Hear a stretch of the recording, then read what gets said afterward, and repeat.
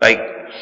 Kemudian selanjutnya di fase selanjutnya, ya, Syekh Ibnu Athaillah menjelaskan al-bastu ta'khuzun nafsu minhu hazzaha biwujudil farahi wal qabdu la hazza li nafsin fihi.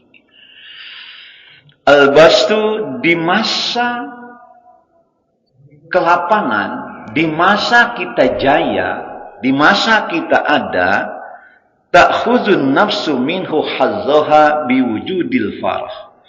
Maka pada saat itu akan mengambil an-nafsu, nafsu, keinginan, syahwat yang ada pada diri kita, ya, minhu dari al-bastu hazzaha, hak-haknya nafsu. Nih, biwujudil farahi, dengan adanya rasa kegembiraan pada diri kita. Wal qabdu la hazza li nafsin fihi, sedangkan di masa-masa sulit, masa susah, la hazza li nafsin fihi, maka tidak ada peran, tidak ada kesempatan li nafsin, bagi nafsu, fihi, di dalam al-qabdu itu. Lihat, begini. Kenapa orang-orang yang arif itu tadi jika boleh memilih itu lebih mau dia dalam keadaan nggak, karena hidupnya udah ujian, dua-duanya ujian, enak ujian, dari lapang ujian, kemudian sempit ujian. Kenapa dia kalau bisa memilih, dia memilih kesempitan? Nah, karena katanya di masa kita dalam keadaan ada, dalam keadaan enak, dalam keadaan sehat, punya uang, kemudian jabatan ada, maka pada saat itu ta'khuzun nafsu minhu hazzaha biwujudil farah. Maka pada saat itu nafsu itu katanya akan mengambil hak-haknya biwujudil farahi, dengan adanya rasa gembira. Coba perhatikan. Ya. Coba kita dalam keadaan uang, punya uang. Contoh, biasanya kita punya uang 50.000 atau 100.000 per hari. Tiba-tiba kita dapat rezeki 2 juta, 3 juta atau 5 juta. Nah, ketika kita dalam keadaan begitu, katanya ta'khuzun nafsu min hazzaha biwujudil farah. Maka nafsu akan berperan di sana dengan adanya rasa gembira. Maka timbul keinginan, ingin beli ini, ingin punya ini, ingin jalan ke sini, ingin kita beli apa dan yang kita inginkan. Nah, jadi pada saat itu, pada saat kita dalam keadaan ada, lapang, maka nafsu akan berperan dengan rasa gembira itu, berperan untuk menuruti keinginan kita.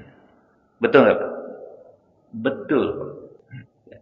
Tapi katanya wal qabdu la hazza li nafsin fihi, tetapi ketika kita di masa sulit, la hazza li nafsin fihi, maka tidak ada peran bagi nafsu fihi di dalam kesempitan kita. Bagaimana kita pun nafsu punya duit 10.000 atau 20.000. Bagaimana kita mau ada keinginan jalan ke CCM, beli beras saja kurang, ada Pak? Tapi kalau kita udah ada dan kata ada, itu makan aja udah pengen meningkat. Dari telur pengennya bebek ayam, bebek ayam rendang dan seterusnya. Betul Pak? Nah, keinginan. Belum lagi kita beli apa beli situ. Jadi nafsu mulai berperan di sana. Yang tidak diinginkan itu nafsu berperan pada diri kita. Kalau nafsu syahwat sudah berperan kepada diri kita, maka disitulah akan sulit sekali mengendalikan nafsu. Padahal nafsu itu adalah musuh kita. Setan itu yang kendaraannya nafsu itu musuh kita. Gitu. Makanya di dalam ketika lagi kita puasa tuh, ya, nafsu kan terikat. Ya, keistimewaan bulan Ramadan itu kan nafsu kan terikat. Kenapa demikian? Karena memang kita dalam keadaan nggak boleh ditahan agama. Mungkin boleh kita, halal kita, tapi kita tidak lakukan. Kenapa demikian? Ya diikat oleh ketentuan. Nah, oleh karena itu nggak ada keinginan kita. Ya, ingin apa, yang ada lemes saja. Nah, apalagi nggak punya uang. Coba perhatikan. Kalau yang nggak punya uang, coba lemes saja. Ya, kenapa demikian?